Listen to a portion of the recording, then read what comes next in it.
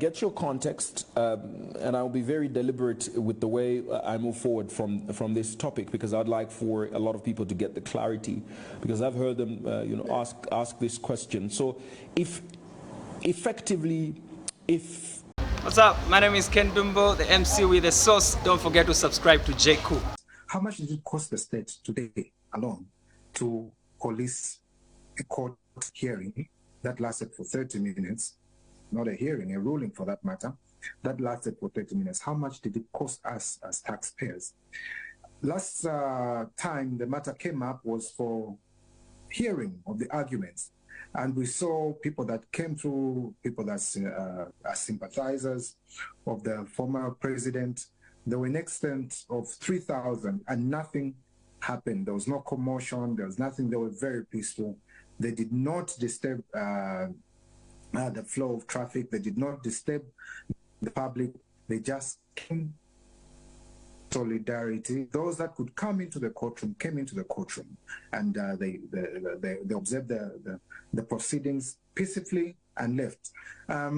Perhaps it is the euphoria around President Edgar Lungu that seems to be a threat to this particular government, because there was no need and no justification whatsoever to stop the people from gathering. The reasoning that was given by Honorable Jack Mwimbu was that the last time such a thing happened, there was a shooting of someone. And that is some time back when a prosecutor was shot, as he stated himself. Now, that was the time when President Hakainde Hichilema appeared before the police. He appeared with a crowd of people. There are those that sympathize with him, that came, that attended to whatever was going on at that particular time. Nobody stopped him. And in this time and age, with our nascent, well, it can no longer be nascent, it's a developing democracy that we are in, we expected much better from themselves, because policing, as it were, is intended to make sure that there's law and order at any particular time. But since we have the statement from the IJ himself to say that the other side, the UPND cadres, are always ready to attack the PF cadres or those that are sympathizing with the president. Perhaps from that point of view, we would understand. But then the idea would not be to stop members of the public from coming to the Supreme Court or into the Constitutional Court or to any court for that matter, but to stop those that are trying to break the peace that is being enjoyed by those that are expressing themselves, those that are assembling, those that are attending public court matters, which is open at any given stage. In any case, we also wonder, why would Jack Mwimbu want to deal with possibly what should be an administrative issue of the judiciary? If the judiciary does not want people to come, they will say so. That matter is a matter of public interest. The doors are kept open for a reason. That means any person can walk in and walk out. The gates are supposed to be open for any person to be able to walk in and walk out. It's what we have created for ourselves, to be a fountain of justice. It's not a place where we say only a selected few will go there. Justice must be seen to be done.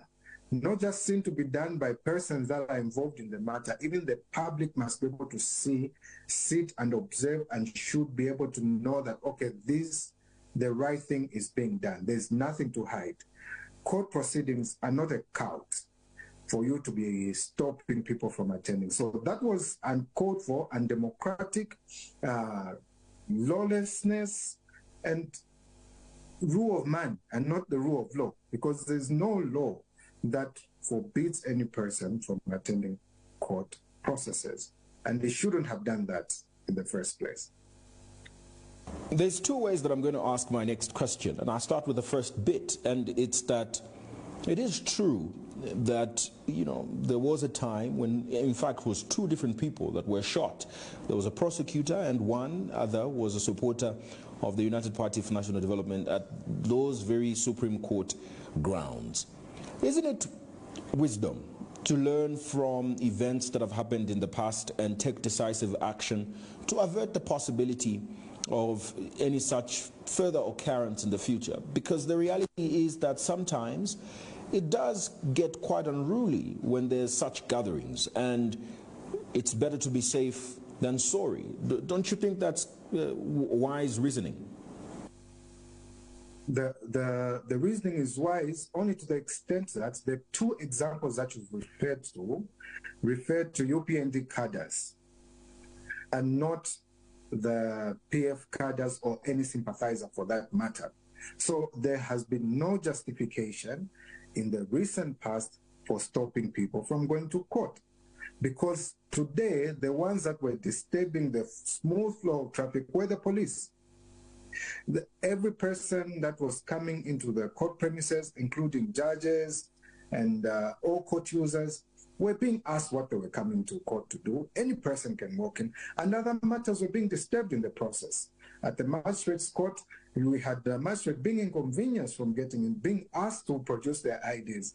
Well, not everyone moves on with an ID. If it need to do, it may not be able to say or a judge or a lawyer for that matter. But then the inconvenience was too enormous. It was unnecessary. It was highly unnecessary and should not have been done that way.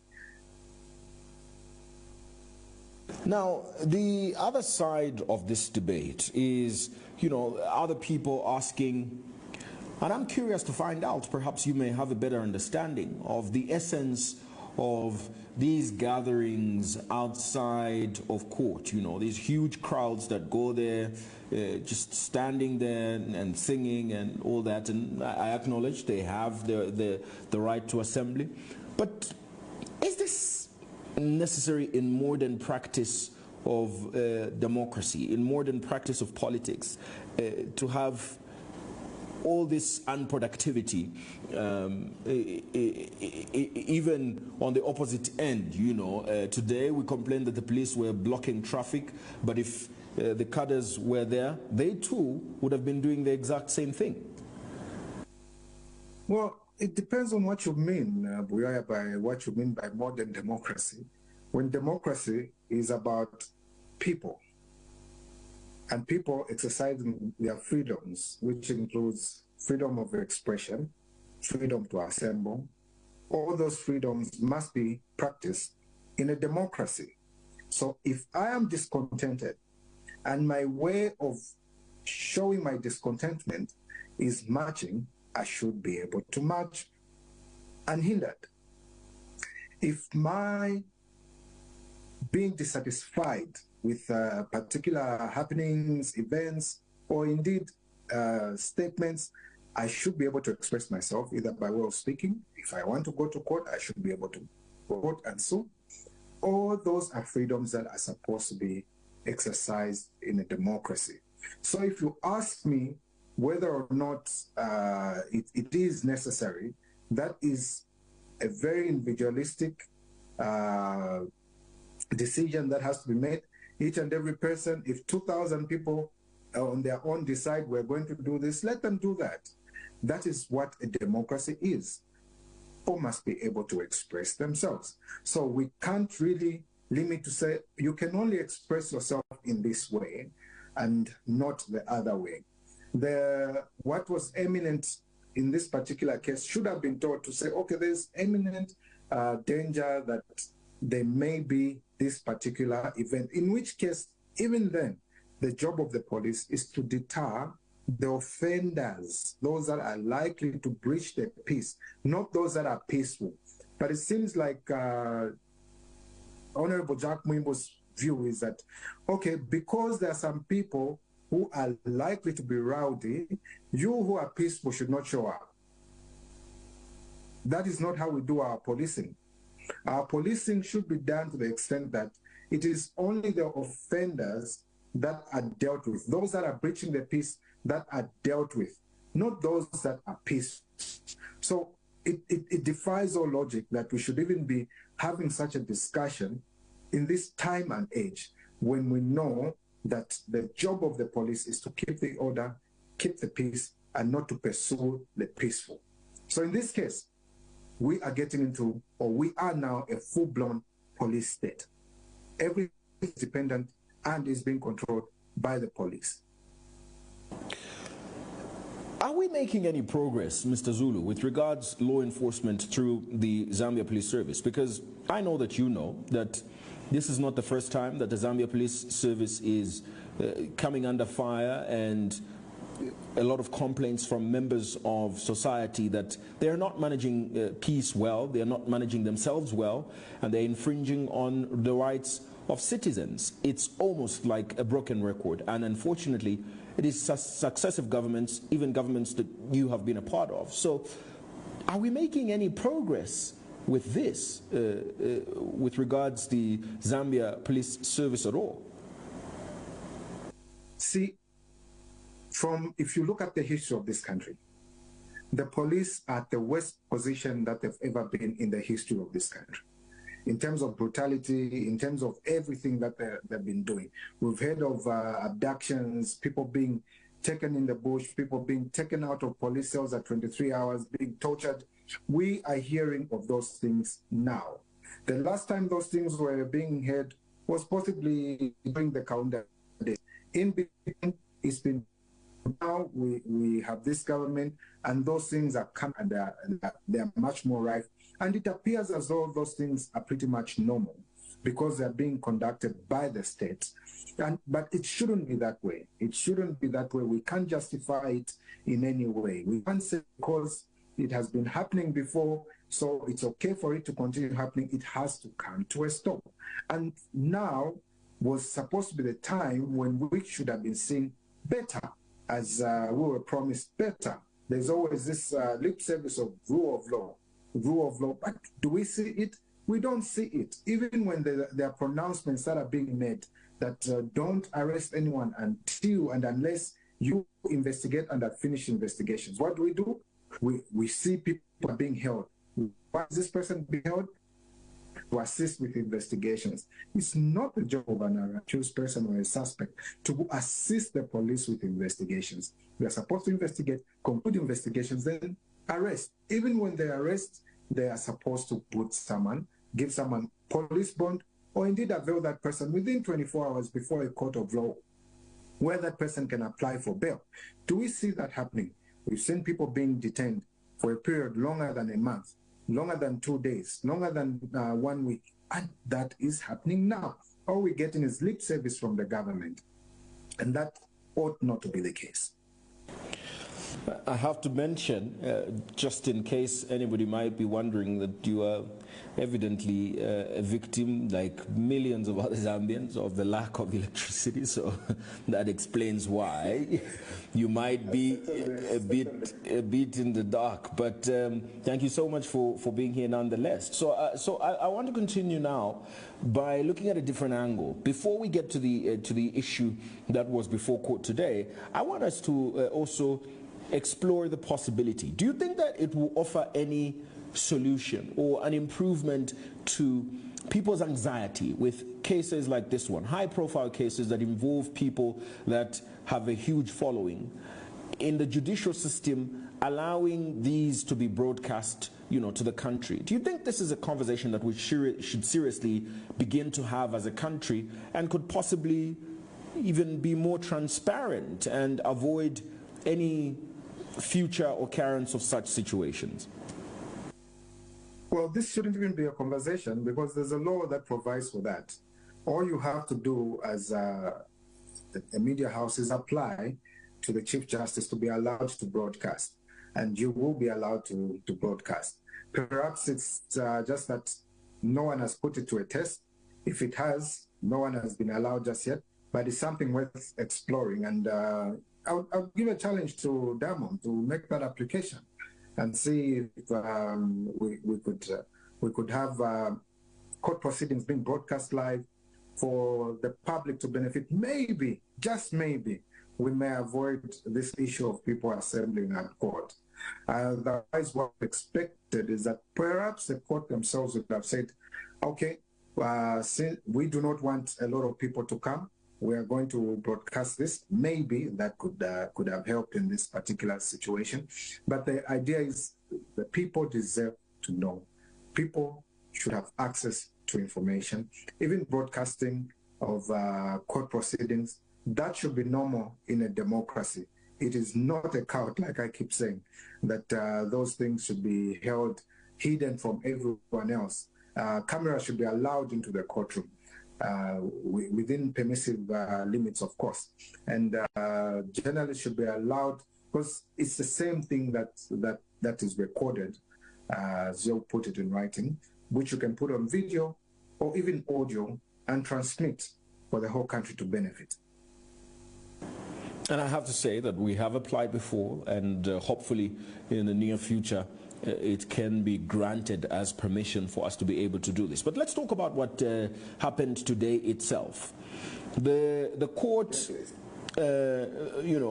ruled that this petition of the eligibility of President Edgar Lungu should be heard, and effectively the argument has been that it's going to be heard now for the third time. But with the wisdom of the court in mind, what do you make of this decision today, that this preliminary hearing, this hearing must proceed, and the petition must go ahead, as opposed to former President Edgar Lungu asking the court to throw out this petition? Okay, let me give you a bit of background to this matter. This will actually not be the third time. This will be the fifth time. The first time was in the matter of Dan Pule and others versus the Attorney General and Edgar Lungu. The second time was Bampika Palasa versus the Attorney General, when he sued for purposes of having a declaration or interpretation of Article 106 to do with the election of a president, and whether a person has been sworn in twice or has held office twice, and what it means to hold office.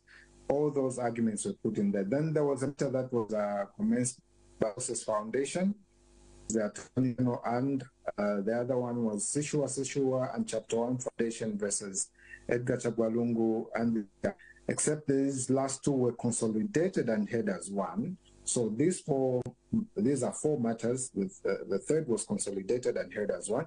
So this one would be the fourth, or indeed the fifth matter, if we're going to follow with this explanation that this court has to deal with. Now, what had happened was we raised a preliminary issue when Mr. Chizombe sued, and our instructions were that, listen, this matter has been determined 4 times, and this will be the 5th time that this matter is coming up. Having been dealt with this number of times, should we keep going back to court over and over and over again? So we raised that issue and went back to court, in which we argued that the court itself, not once, not twice, 3 times, has had judgments regarding this matter, saying we have exhaustively dealt with this matter. This man is eligible. And those that were contented with the fact that he stood or to stand, understood and moved on. Now we had the Minister of Justice then, Mr. Mlambo Haimbe, saying that he was not eligible and that the matter would be taken to court. The next thing we saw was Chizombe going to court, and now we are in court and we have raised these particular issues. So the court, having raised those issues and having argued to say, you have already determined these matters, the other side responded and said, no, there are some things that the court may have forgotten or may in ignorance not have considered that we want this court to consider. But we also responded and said, there's nothing that this court did not consider. Everything was considered. As a matter of fact, the Attorney General, being a person or the custodian of public interest, has been in these matters. Therefore, the interest of this person was already taken care of in these matters. Otherwise, we'd find ourselves in a situation where each and every Zambian goes to court suing the same person for the same thing just because they didn't get their chance in court. The argument by the Attorney General was that, God forbid, but even if it means 20 million times the matter going to court, so be it. That is not the law. The law is that once there's a final determination of the matter, then you cannot proceed to have the matter re-litigated over and over and over and over again, because that's against public policy and matters must be brought to finality. So having raised those, today we're going to court for a ruling. And the court did observe that, okay, you have brought this matter for our determination. We note that what you have raised are the same things that you are dealing with in the main matter. So instead of dealing with it at the preliminary stage, we'll deal with it in the main matter. We'll deal with everything in the main matter. Of course, we are obliged to follow the advice of the court. If you ask me for my personal opinion, I would say that the very reason they have used to deal with the matter on its merits as the main matter is the very reason they should have determined it at preliminary stage, because it is the same things that have been raised for summary and determination that have been raised in the main matter. So that is the approach that we would have hoped we're going to go by. But the court has decided that they will hear the whole matter at some point, meaning that the whole matter has been reopened. Now we have to deal with the issue of whether he's eligible or not. Even with that, arguments are not changing. You have decided this matter already, and therefore, this is the position that we hold. Then the court will determine. We'll leave the determination to the court. Do you think that, this should be up for discussion at this time, considering the many times that it has been talked about? But I would also like to find out what you are saying with your client and generally with what you think the reasoning behind this being brought up is. Well, besides the politics that are prevailing now, I don't see any other reason why it is being brought up. But as the is being determined by court, we will only stick to legal arguments that we have. They have their arguments by they're saying that there are some matters that the court may have overlooked. We think that you determined everything. There's nothing that you overlooked. The matters have been raised. We are arguing in court that these were already dealt with. And it is now for the court to look at that, whether or not they dealt with everything. If at all they come to a conclusion that there are certain things that they did not deal with, they should deal with those. If they come to a conclusion that they dealt with everything, then they will be able to say, okay, we dealt with everything. So we'll leave that decision to the court. We can only present our argument. There's a lot of interest, and it's very similar arguments. I was listening earlier on today to the lawyer of the petitioners of this case, and they were clearly saying that one of the things that they bring forward as an argument is the fact that the law cannot be applied in retrospectively. I beg your pardon. And that the 2016 constitution would then apply to those that come after 2016, and anything that happened within the previous constitution must be guided within that context. But this argument, for a lot of laymen, can be a bit confusing. And I would like you to, offer what your thought is with regards to that. See, the idea is not to argue the case in the media. And in not arguing the case in the media, we are saying that that is the argument that they presented before court. And what we're telling the court is that this is not a new argument. This argument was presented before you, and you refuse this argument. You refuse that argument in the case. You refuse that argument in the Bampika Palasa case. You refuse that argument in the Sishua case, Chapter 1 Foundation and Legal Resources Foundation cases. You refuse all these arguments. Why should they be allowed now? Why should you accept now? The court has to be consistent. We are arguing. The court has to be predictable. We are arguing. And we think that is a hallmark of a good judicial system. Predictability, certainty have to be there, and those are the arguments. Being prejudicial, to this court case, I'd like to find out, and I think that this is something that a lot of people are asking. If it ever so happened that the court rules otherwise, contrary to what has previously been heard, what would the implication be on the general election that was held in 2021, if any? See, I wouldn't want to speculate as to what necessarily would happen if they would otherwise. I would be coming up with a conclusion of the court. But all I can say is that in our arguments to the court, we are telling them that even as matter was right, that's the argument we've taken.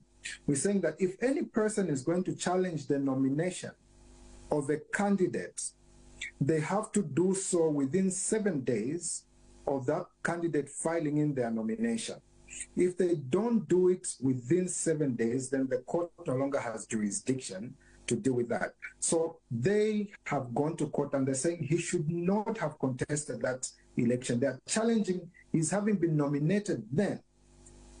And we have argued to say that they can't challenge his being nominated because Article 2 of our Constitution says that you can only challenge that within 7 days. We are 3 years down the line.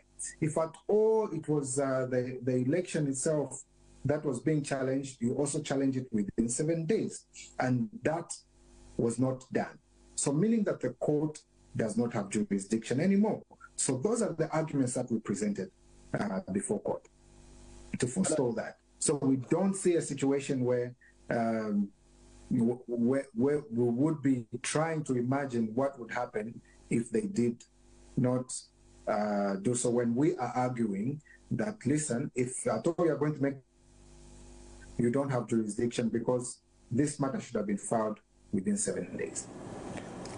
And I get your context, and I'll be very deliberate with the way I move forward from this topic, because I'd like for a lot of people to get the clarity, because I've heard them ask this question. So if any other candidate was ineligible to contest the 2021 election, as it were, if any other candidate, doesn't even have to be President Edgar Lungu, if any other candidate was ineligible to contest, based on the provisions of the law at the moment, there's nothing that can happen to that specific election because the time to seek redress has elapsed constitutionally. Is that what I'm hearing you say? That is what it is. Remember the Munaile case where Munaile was declared a winner by me? Then the person who actually won that election went and petitioned that particular election.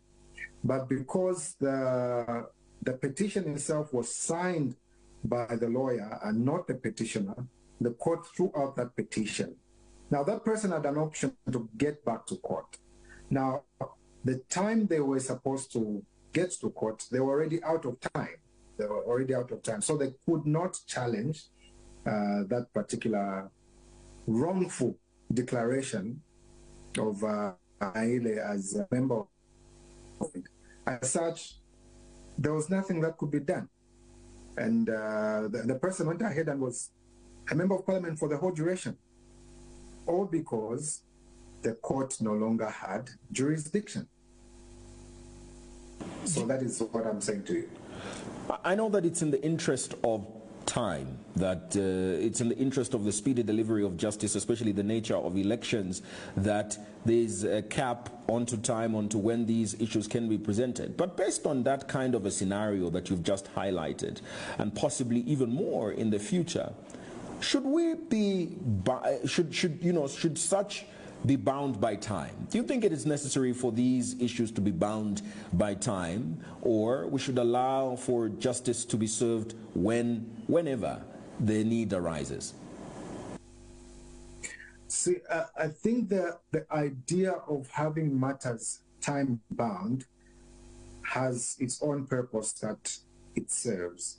because you wouldn't want to be in office at any given time, fearing a challenge, and each and every person challenging you. You will spend your whole time in court. You'll never be able to do anything, because each and every day, every other person will keep challenging that particular decision. That is, if we're going to go in the manner that is being suggested, that matters can keep coming up over and over and over and over again, then there'll never be finality, and public policy really would not be, it would not be in the public interest to do such a thing.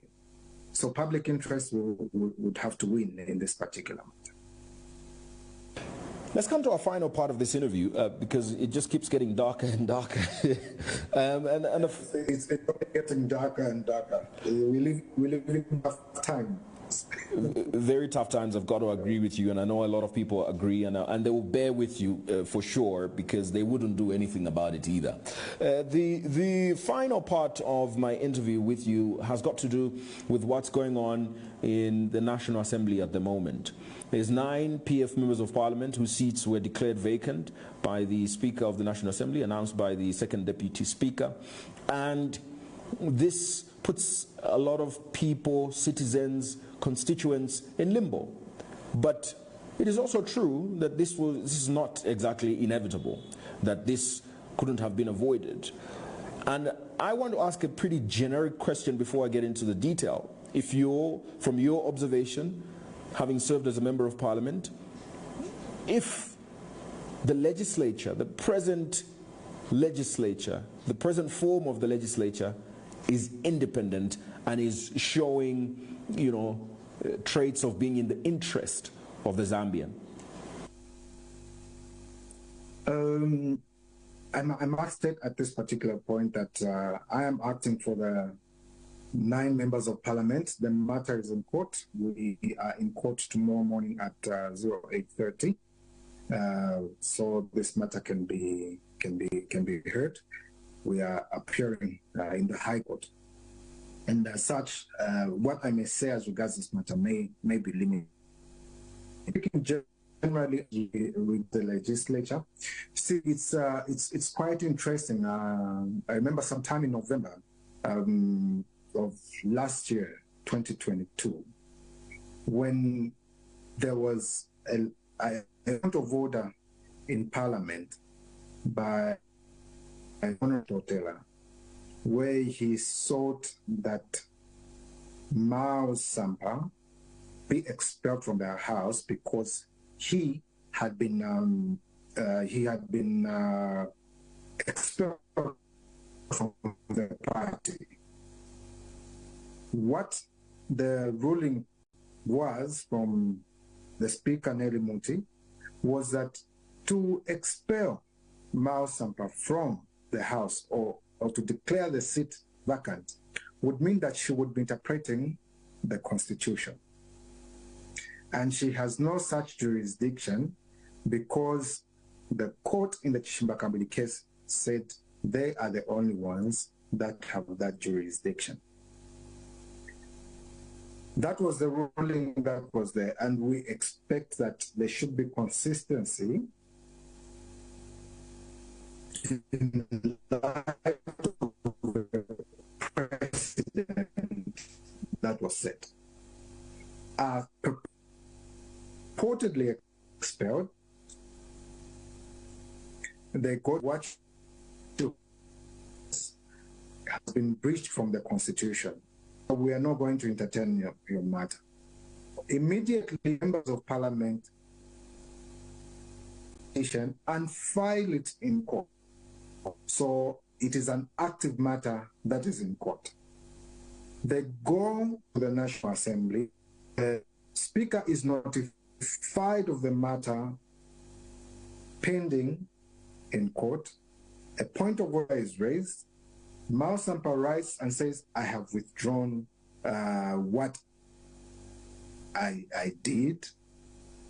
The National Assembly ignores the fact that there's a matter that is pending in court to determine whether they were rightfully expelled or not, and goes ahead and gives that ruling nullifying the seats or indeed declaring the seats vacant. that is the matter that has gone to court, and those are the circumstances under which the issues have arisen. And one would wonder, okay, why is it that when it came to mouse and